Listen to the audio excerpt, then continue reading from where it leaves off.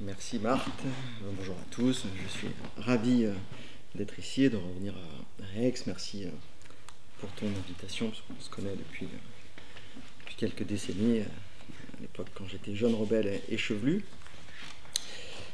Et pour vous parler de Libertalia, je vais commencer par une citation d'Augustin, de Saint Augustin, 5e siècle, La Cité de Dieu, livre 9, chapitre 4, ce qui est normal pour un homme, en tout cas moi, assez peu croyant, mais c'est une des plus belles citations, me semble-t-il, de l'histoire des idées politiques, peut-être religieuses. Que sont les empires sans la justice, sinon de grandes réunions de brigands? Augustin continue, une réunion de brigands est une société, gouvernée par un chef, liée par un contrat, avec des règles. Quand cette troupe malfaisante prend des villes, subjugue des peuples, elle prend le nom de royaume. Augustin continue, un jour un pirate tombe entre les mains d'Alexandre le Grand, le roi lui demande pourquoi troubles-tu ainsi la mer, et le pirate lui répond, du même droit que tu troubles la terre, mais moi je n'ai qu'un petit navire, on m'appelle pirate, toi tu as une grande flotte, on t'appelle donc un conquérant. Avec cette citation de saint Augustin, vous avez une question qui est centrale, qui est la question de la légalité d'un ordre juridique, de la légitimité d'un ordre juridique. Et si on pense par exemple à Santi Romano dans son bouquin sur l'ordre juridique, sur le pluralisme des ordres juridiques, vous avez cette idée d'une pluralité des ordres juridiques, d'une pluralité de sociétés, on ne peut même pas parler d'État là en tant que tel, mais d'une pluralité d'entités qui prétendent former société. Libertalia serait une cité réelle, fantasmée. C'est Defoe, dans son bouquin sur l'histoire générale des pirates, qui en parle, donc l'homme qui écrit L'île au trésor, et il narre cette histoire d'une cité pirate, cité plutôt construite par des pirates, mais qui récuse l'appellation de pirate. Vous avez deux hommes, Mission, un Français, Caraccioli, un prêtre italien révolutionnaire, et ils auraient décidé de créer une cité indépendante, ce qu'on appellerait un État souverain aujourd'hui, un ordre nouveau, à l'abri des autres souverainetés, avec cette particularité, Libertalia ne posséderait que la souveraineté interne, régulation d'une population sur un territoire avec la toute-puissance du gouvernement. Ils ne revendiquent même pas une souveraineté externe parce qu'ils veulent être hors du monde. Ils ne veulent pas de la reconnaissance internationale. Ils veulent justement fonder une société juste, égale, équitable, en étant complètement hors la société. Donc Libertalia ne serait pas une cité contre le monde, mais une cité hors du monde, avec seulement le volet interne de la souveraineté. Alors, on ne sait pas trop si Libertalia est une réalité fugace ou le fantasme utopique classique. En tout cas, Caraccioli, qui est l'idéologue, au sens non péjoratif du terme, l'idéologie, un corpus de valeurs, Caraccioli, lui, a pour modèle More, évidemment, et Campanella, surtout Campanella, avec sa Cité du Soleil, mais j'y reviendrai. Peu importe que Libertalia ait existé ou pas, c'est une idée, on est tous plus ou moins malheureusement platoniciens. À partir du moment où nous pensons qu'elle existe, elle produit des effets juridiques. Dieu n'existe pas, c'est une invention des hommes, et pourtant Dieu gouverne la vie des individus. Pour évoquer Libertalia, conformément à la tradition juridique binaire, je vais faire une intervention en 5 parties. Libertalia est une quête religieuse au nom de la raison, c'est le premier point. Deuxième point, c'est une cité non dévoyée par la piraterie, les pirates non pirates. Troisième point, c'est une cité contractuelle, épris de justice, avec la notion de contrat, qui est évidemment fondamentale. Quatrième point, c'est la cité du gouvernement modéré des hommes, pour employer la formule de Montesquieu. Et enfin, c'est une cité qui a pour socle juridique une charte constitutionnelle écrite. Donc, premier point, Libertalia, une quête religieuse au nom de la raison. C'est Caraccioli, donc le prêtre italien, qui est le penseur du projet politique de Libertalia. une sorte de théologien de la libération, si vous voulez, pour faire de la comparaison sud-américaine moderne. Pour lui, la religion est synonyme d'émancipation. Religion et raison cohabitent. La raison est ce qui caractérise les hommes. Bref, quand bien même Dieu serait une invention humaine, cette invention doit conduire au respect du pluralisme, des autres, à la justice et à l'équité. Et la seule raison acceptable, avec un fondement religieux, c'est une raison hédoniste, le bonheur. C'est la quête du bonheur qu'on retrouvera, par exemple, dans la Déclaration américaine. Caraccioli, semble-t-il, est un type charismatique, hein, il est même qualifié de nouveau prophète par certains, et notamment par l'équipage de la Victoire. C'est le bateau, c'est le navire. Initialement, ce navire est attaqué, les officiers à bord responsables meurent, Mission, le Français, se retrouve capitaine, Caraccioli en second, et ce sont eux qui décident justement de ce projet politique et proposent aux autres de sortir hors du monde des nations dites civilisées, de construire leur propre ordre juridique souverain, centré sur l'équité et la justice. La religion joue un rôle fondamental naturellement, et alors même que Caraccioli est catholique, il accepte le protestantisme, puisque une bonne partie des membres de la Victoire sont des protestants qui viennent de La Rochelle, sont des réformés, des calvinistes. Caraccioli, c'est un stratège en réalité. Il a compris que l'art suprême, c'est l'art de gouverner des hommes.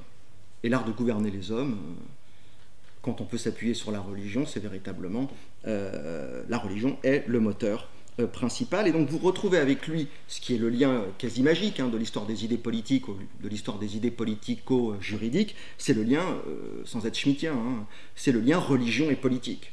Vous avez là cette imbrication du religieux et du politique. Le religieux sert de fondement au politique, et le politique a vocation à préserver le religieux.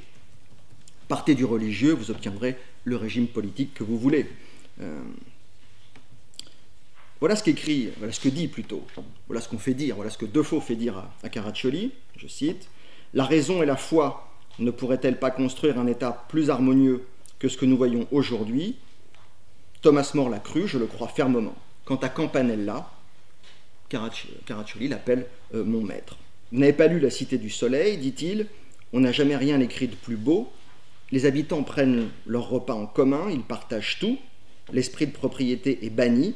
Oui, Campanella avait tout prévu. Donc là, vous avez le prototype du fantasme utopique, unitaire, dangereux et liberticide. Ce type de bouquin, depuis Thomas More, depuis Bacon, repose sur cette idée d'une logique utopique holiste. Le holisme, c'est sans doute la notion la plus dangereuse qui soit, une société organique, organiciste, où l'individu en tant qu'individualité n'existe pas ou existe seulement en tant que membre d'un grand tout qu'il dépasse et le transcende. Et vous retrouvez une bonne partie des éléments classiques. La communauté de vie. On partage tout. La propriété qui disparaît. C'est du Platon. C'est du Platon revisité, même si c'est plus large que Platon, parce que Platon, ça concernait les gardiens principalement. Et puis, cette croyance naïve et dangereuse qu'un ordre juridique peut tout prévoir. Campanella avait tout prévu.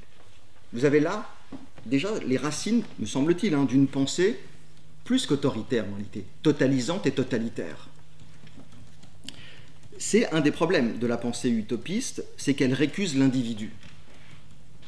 Quand vous récusez l'individu, vous n'avez pas de liberté individuelle, à tout le moins, mais dans le sens où, par exemple, Condorcet, à un moment donné pendant la Révolution, disait « mais arrêtez de parler de l'Antiquité, passez un certain seuil. La liberté individuelle sous l'Antiquité n'existe pas, il n'y a pas de droit subjectif au pluriel, tout simplement parce que vous avez une communauté qui régule l'ensemble. » Donc là, vous avez une mal-compréhension ou une naïveté politique et constitutionnelle, avec cette prétention à régénérer l'âme humaine. à remodeler l'homme. C'est l'idée la plus dangereuse, et c'est l'idée qui est véhiculée par tous les régimes totalitaires. On peut régénérer l'esprit humain, on peut le redessiner pour en faire un sujet parfait, au nom de quoi? Toujours la même chose, au nom de l'unité du genre humain. Il existerait une unité du genre humain, un commun du genre humain qui permettrait de nier les différences.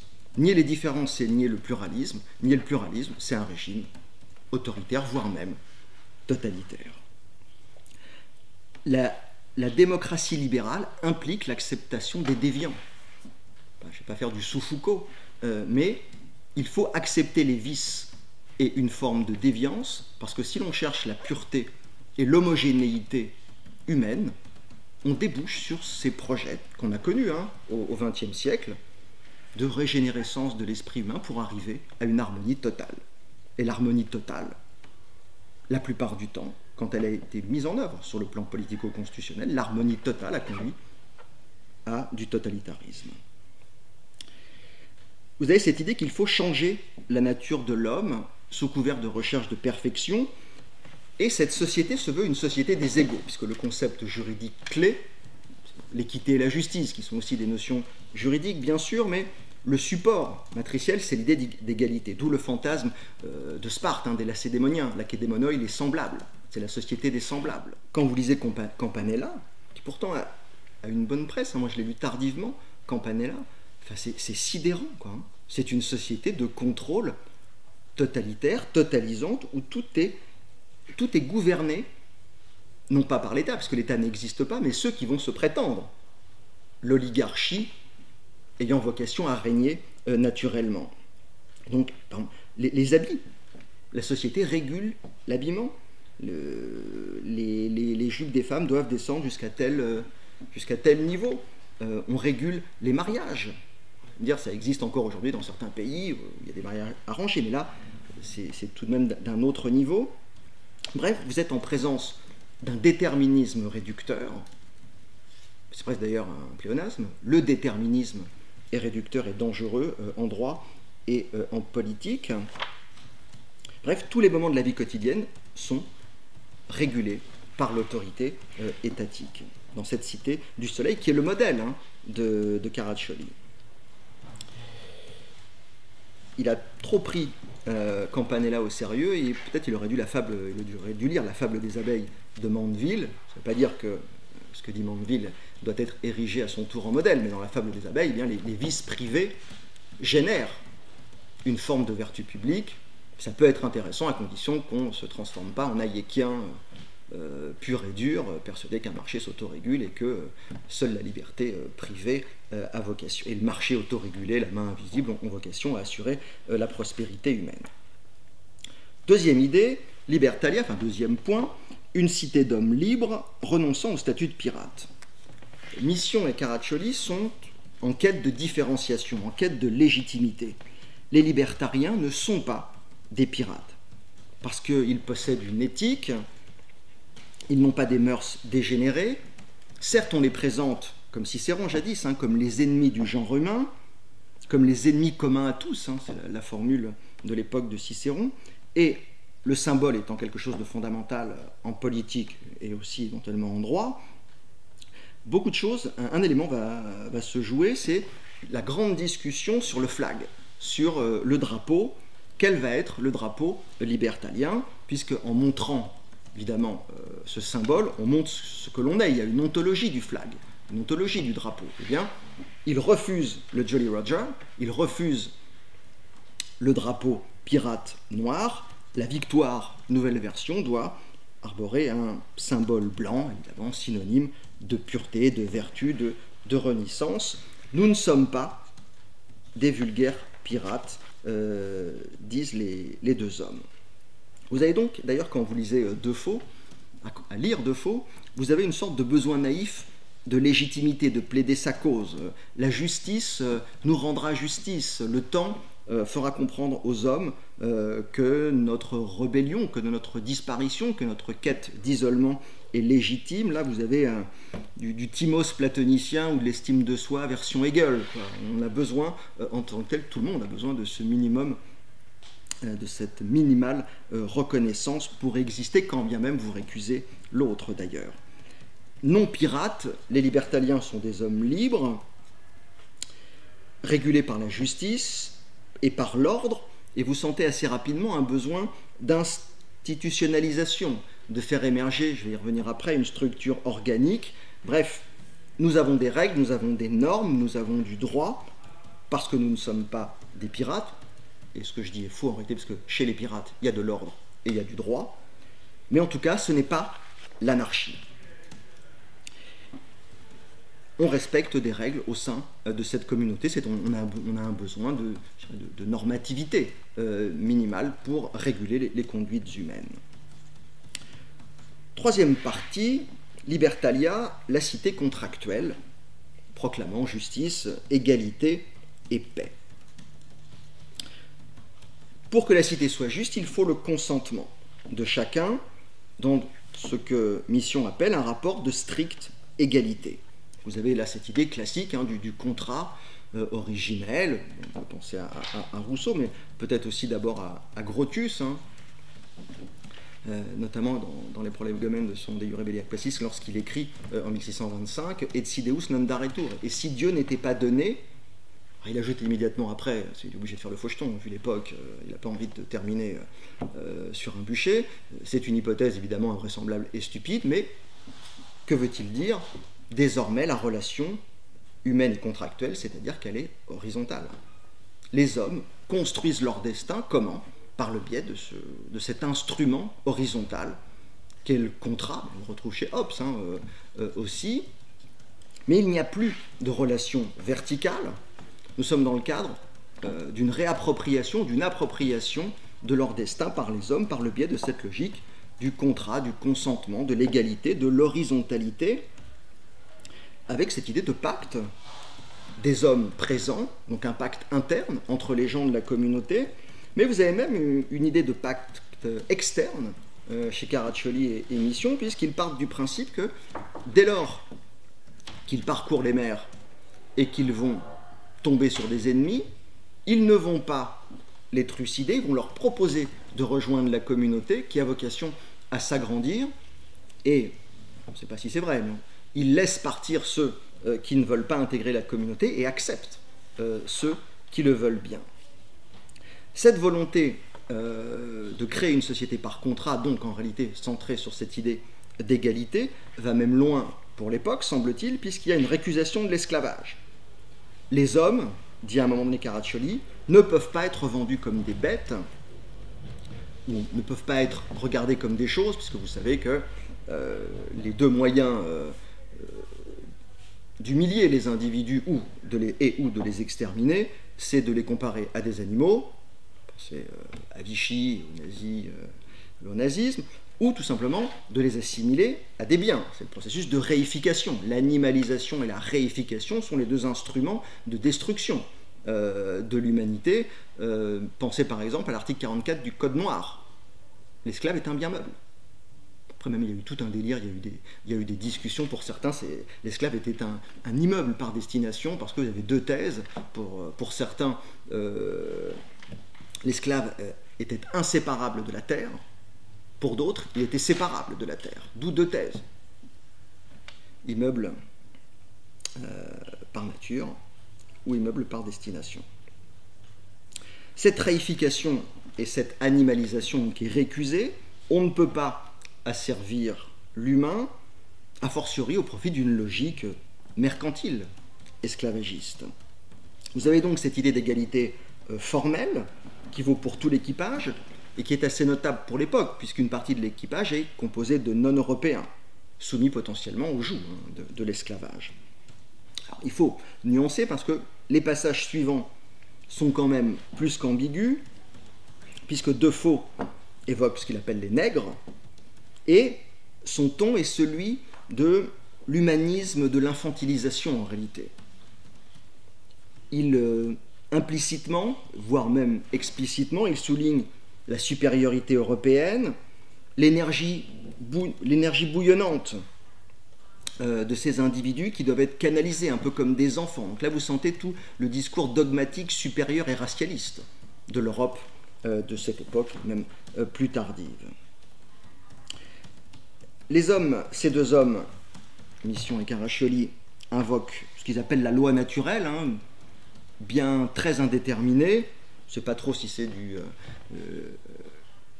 du Antigone cosmologique, version barbu grec, ou du saint Thomas d'Aquin ayant relu Aristote, ou du Grotius, version moderne. Mais vous avez cette idée d'un droit de la nature, d'un droit naturel, d'une loi naturelle. Voilà ce qu'écrit Caraccioli. Il n'est pas de guerre qui doivent être entreprises pour un autre motif que la défense du droit naturel, ici à savoir une portion de terre suffisante à notre entretien.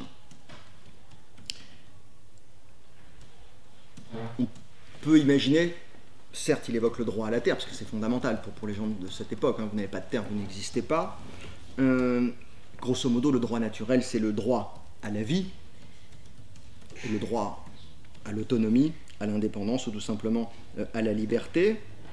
Et cette volonté, cette forme d'humanisme hein, qu'on retrouve dans le texte, eh bien, s'entrevoit encore en la récusation de la peine de mort. La peine de mort n'existe plus, et lorsqu'il capture des individus devenus prisonniers, selon Defoe, ils les remettent en liberté. Après un serment, les hommes prisonniers redeviennent libres parce qu'ils se sont engagés à ne jamais lever les armes contre leur libérateur. Certains ont prêté serment et n'ont pas respecté ce serment, et ils ont d'ailleurs été plus tard trucidés par les mêmes hommes qui furent leurs libérateurs. Libertalia, cité du gouvernement modéré des hommes. Mission et Caraccioli semblent enclins à respecter une forme de démocratie, à la fois directe puis représentative. Bon, le propos est assez vague, hein, assez générique. Ce ne sont pas des théoriciens de la chose démocratique ou de la chose représentative, mais vous avez cette idée que la communauté doit se prononcer. Mission, par exemple, leur demande, lorsque vient le moment de choisir l'endroit où ils vont essayer de créer une terre nouvelle, leur demande un vote, le vote de la communauté des marins ou des vrais faux pirates. Le conseil, dans un premier temps, n'arrivait pas à trancher, et dit-il, eh bien, nous allons demander à la communauté des libertariens de se prononcer. Donc vous avez cette volonté de donner la parole à l'intégralité des membres de la communauté, une forme de démocratie directe qui est évidemment potentiellement réalisable parce que cette communauté est très faible sur le plan quantitatif. Hein. La démocratie directe, ça n'existe pas, ça ne peut pas exister, sauf, et encore, au sein de cette salle. Vous avez une logique quantitative qui est incontournable en la matière. Mais en tout cas, voilà ce qu'il écrit. Il pria l'Assemblée de s'exprimer par un vote sur sa conception de l'intérêt général, bref, le corps des citoyens pirates s'exprime. À bord des vaisseaux, pirates ou pas pirates, il y a tout un tas de règles. Et ce qui est intéressant, et à l'origine, quand je voulais faire quelque chose sur les pirates, je voulais partir de là, et je ne l'ai pas fait, c'est parce que j'étais tombé par hasard sur un bouquin d'un économiste anglais qui évoquait cette séparation, l'idée de séparation des pouvoirs et de répartition des compétences sur les navires des pirates. Et vous avez, dans cette recherche du gouvernement modéré, vous avez cette division des pouvoirs au sein des bateaux, notamment avec la présence du quartier-maître. Le quartier-maître est investi de pouvoirs substantiels, et il a notamment pour fonction principale de représenter les marins et d'éviter les débordements éventuellement tyranniques du capitaine. Voilà ce qu'écrit pardon. Voilà ce qu'écrit Caraccioli à propos du quartier-maître. L'opinion du quartier-maître a la même valeur que celle du grand mufti chez les Turcs. Un capitaine ne saurait entreprendre quoi que ce soit sans son accord. On peut même dire que celui-ci est, toute proportion gardée, une réplique du tribun des Romains. Il sert de porte-parole à l'équipage et veille sur ses intérêts. égalité, division des pouvoirs. Vous avez là voilà, des concepts qui parlent aux juristes.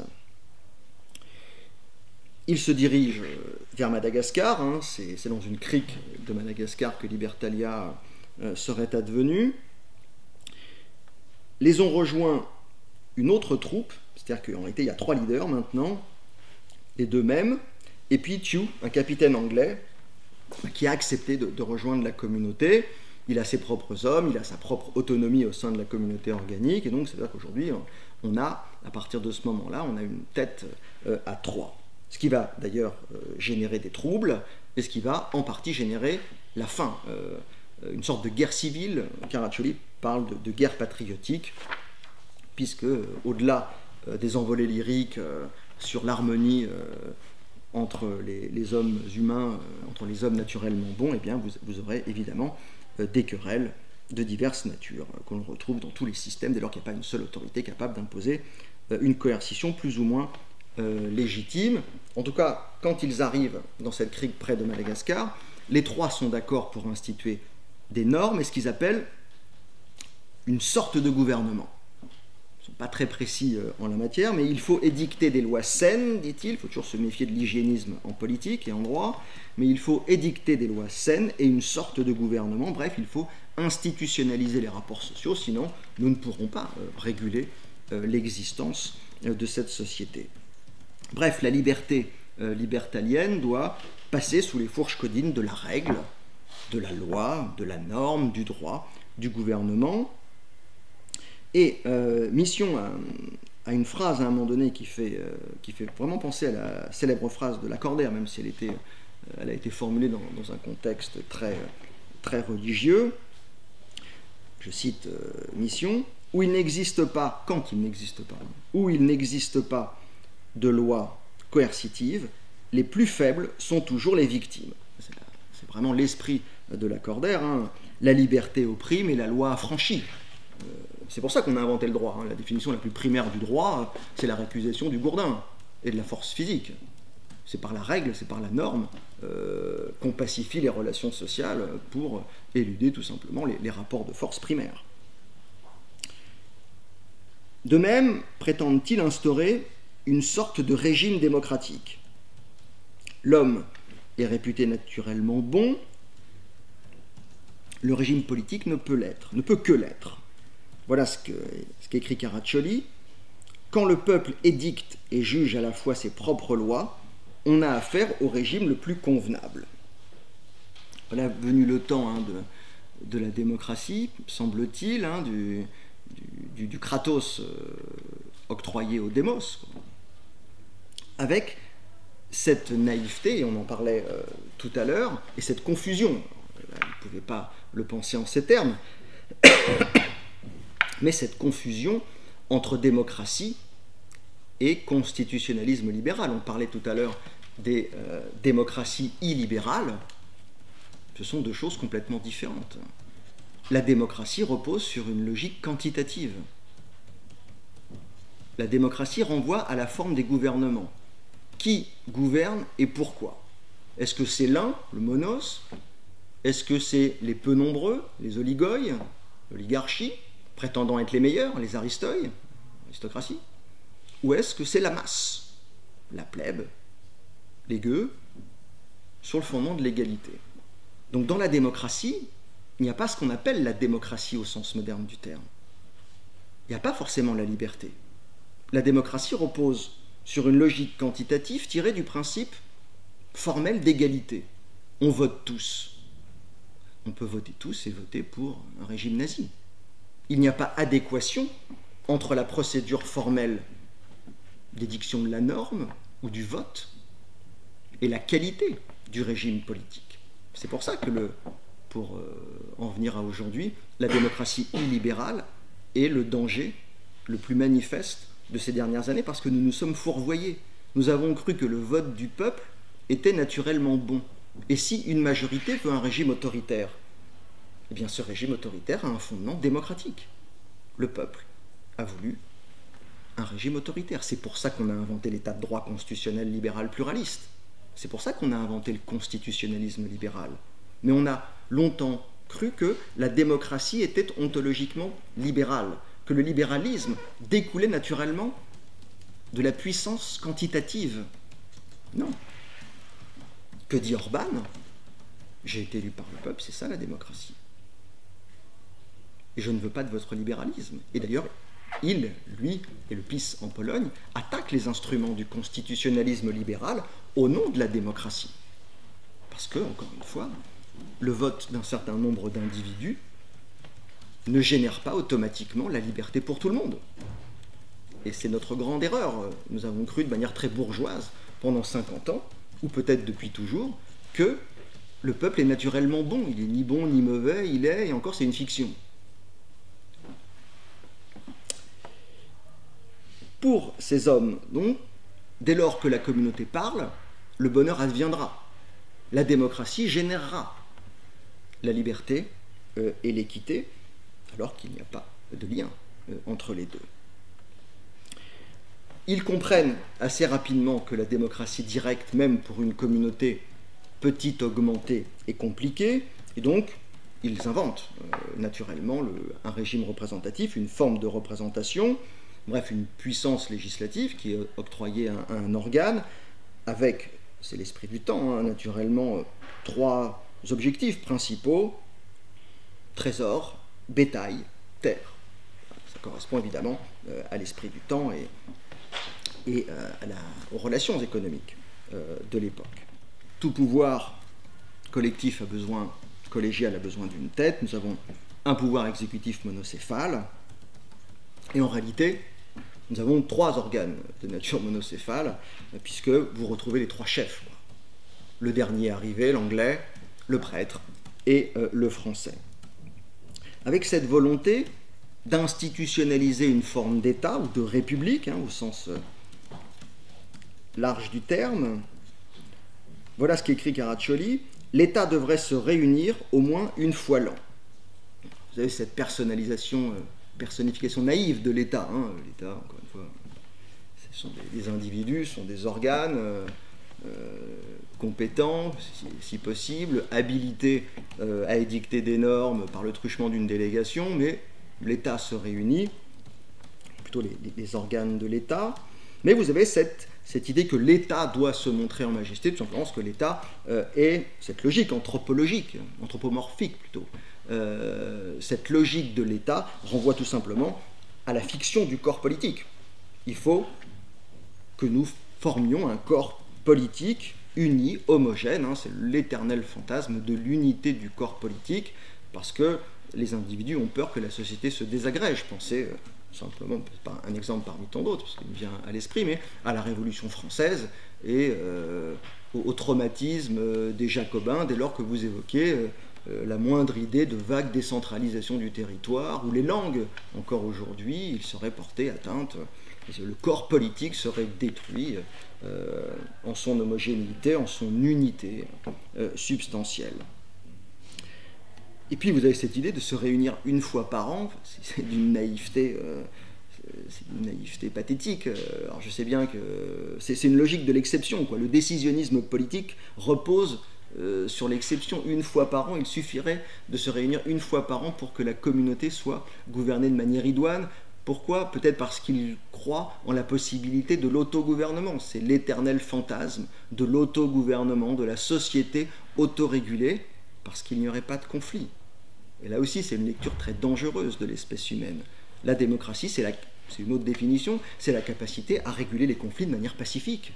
C'est pas simplement la question procédurale de l'élection, même si ça faisait plaisir à Bobbio, c'est la capacité, là on est plutôt vers du Popper, c'est la capacité à réguler de manière pacifiée les antagonismes sociétaux, parce qu'il n'y a pas d'homogénéité. Il y a des intérêts sectoriels, concurrentiels, différenciés, antagonistes, et il faut réguler cela de manière, si possible, pacifique, et ce n'est pas avec une logique d'exception, même si, bon, on sait bien, première phrase de la première page de Théologie politique de Carl Schmitt, que est souverain celui qui décide de l'exception, mais on ne régule pas une société par l'exception. On a presque le sentiment, en jouant sur les mots et en se promenant dans le temps, que les libertaliens sont des libertariens. Il pense qu'on a besoin seulement d'une société minimale parce qu'il y aurait un ordre naturel de l'autogouvernance. Cinquième partie. J'ai mis mon magnifique chronomètre, mais évidemment je ne l'ai pas allumé. Environ 33 minutes. 33 minutes. D'accord. Bon, bah, c'est bien. Le juriste est respectueux et servile, donc je vais respecter le temps qui m'est imparti. Cinquième partie, Libertalia, la cité instituant une charte constitutionnelle écrite. Une constitution est rédigée, dit Defoe, mais bon, il n'est vraiment pas explicite, très disert sur la question. Et j'ai trouvé, en faisant une rapide recherche, j'ai trouvé un roman. Parce qu'au départ, je voulais faire quelque chose sur droit et littérature, c'était plutôt un roman. J'ai trouvé un roman de Narcejac et Delacroix, Libertalia ou Le Pirate de Dieu, et donc, à défaut de raconter ce que dit Defoe, puisqu'il ne raconte rien, j'ai mélangé Defoe et le roman en m'appuyant sur le roman pour évoquer la question constitutionnelle, puisque la question constitutionnelle est davantage évoquée par le roman. C'est un roman de 79, édition France Empire pour ceux qui sont nés au siècle passé, et il évoque donc cette juridicité d'une éventuelle norme suprême. Il existe une charte constitutionnelle librement choisie. Elle est, disent les auteurs du roman, gouvernée par des sages, mythe platonicien, délivrée du joug de l'argent et des privilèges, sans peut-être la pesanteur de la doctrine religieuse et naturellement de l'arbitraire. La société se veut une société non régulée par l'arbitraire du pouvoir. Nous avons donc là le gouvernement platonicien des sages philosophes, l'accord contractuel horizontal entre égaux, l'académonia, entre égaux semblables, la récusation très catholique de l'argent corrupteur, avec cette recherche d'une authentique égalité matérielle et cette justice sans crainte du tyran. Vous avez cette idée de constitution écrite, bien avant qu'adviennent les deux premières constitutions écrites, si on s'intéresse en tout cas aux États-Unis et à la France, avec cette idée de sécurité, naturellement. La plume est l'incarnation de la sécurité, c'est la récusation de la coutume évanescente, l'écrit est l'incarnation de la visibilité des bornes qui sont instituées vis-à-vis du pouvoir. C'est véritablement là la quintessence de la philosophie libérale.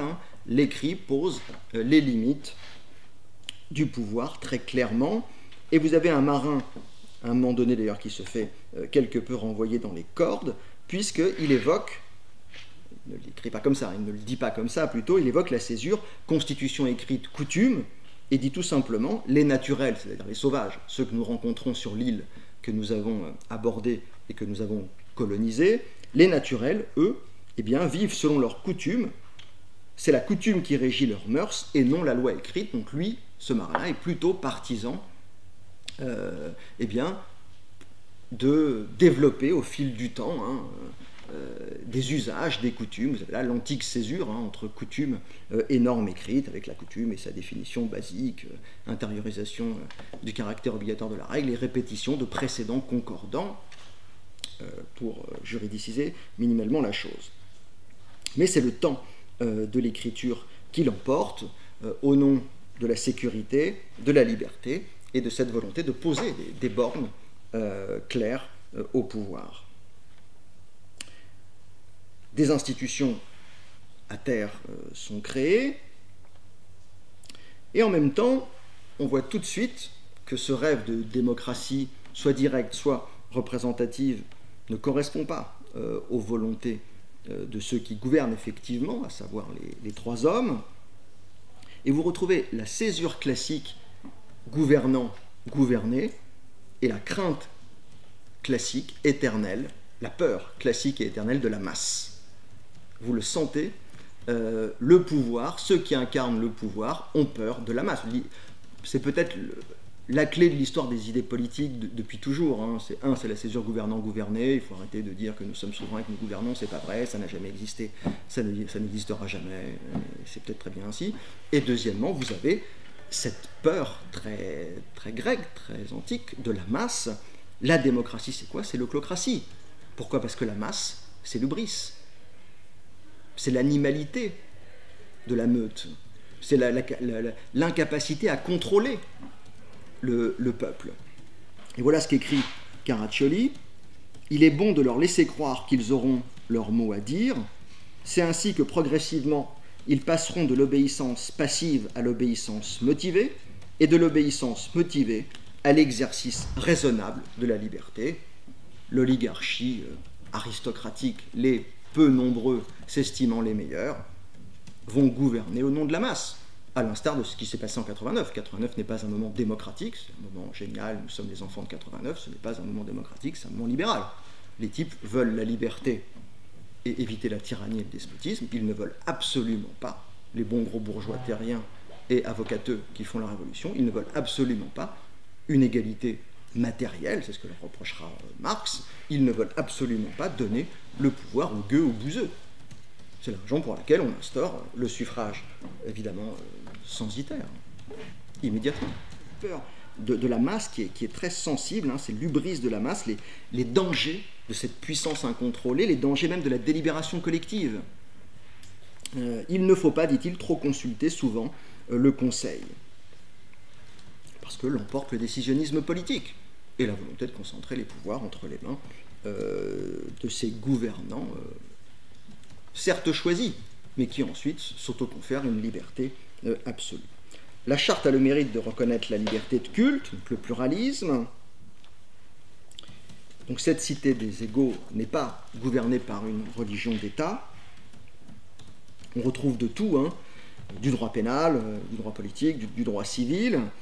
La peine de mort est abolie, comme je le disais tout à l'heure, y compris sur Terre. Elle est remplacée par la peine la plus terrible dans le cadre d'une communauté organique et holiste, comme sous l'Antiquité, c'est l'exil, c'est l'ostracisme. Celui qui quitte la communauté est mort, en réalité.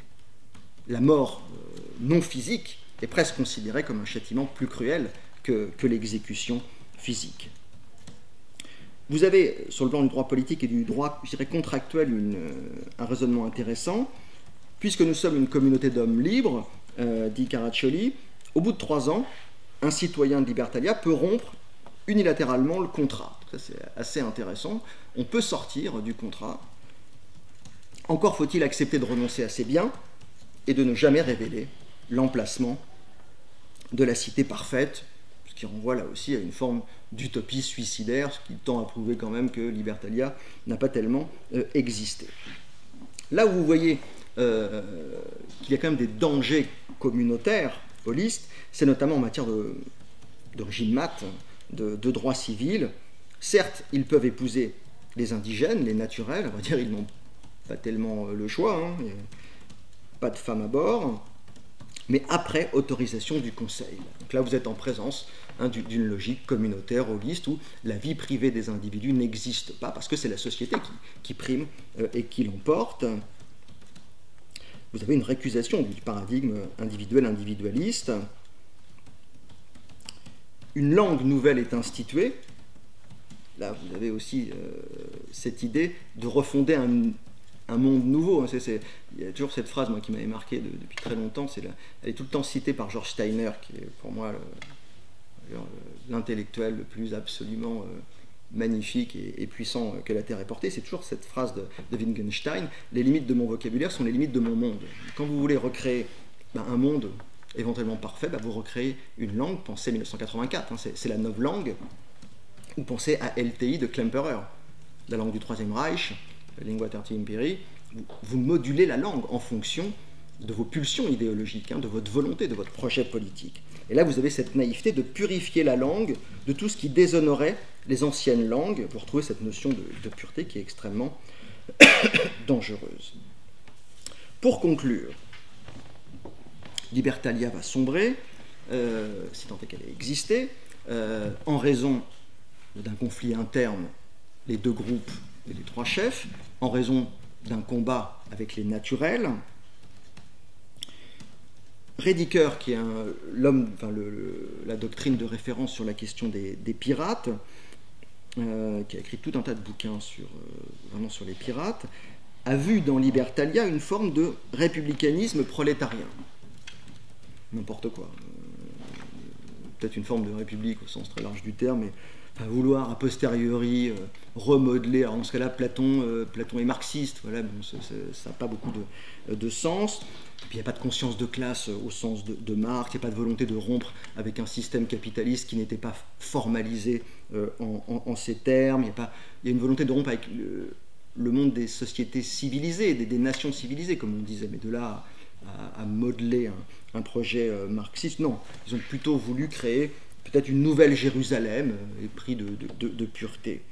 Et éprise de pureté. En tout cas, ces utopies collectivistes, alors même qu'elles ont plutôt bonne presse, me semblent en réalité extrêmement dangereuses, parce que, de manière quasi systématique, elles récusent la liberté individuelle. Et quand vous prenez More, avec l'utopie, c'est pareil.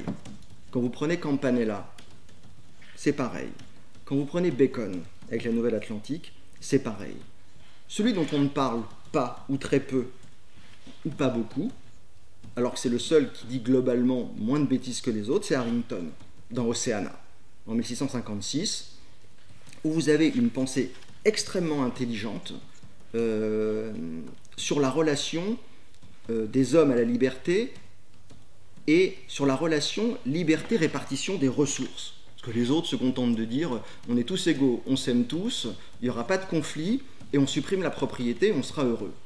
Lisez, si vous aimez la science-fiction, le Monades urbaines de Silverberg. Que dit Harrington, et je terminerai avec lui, il cogite sur la démocratie, sur le gouvernement populaire, sur l'État, ce qu'il appelle le Commonwealth dans la version british, et surtout il réfléchit sur la relation richesse et type de régime politique. Quand toutes les terres appartiennent à un seul, c'est une monarchie absolue.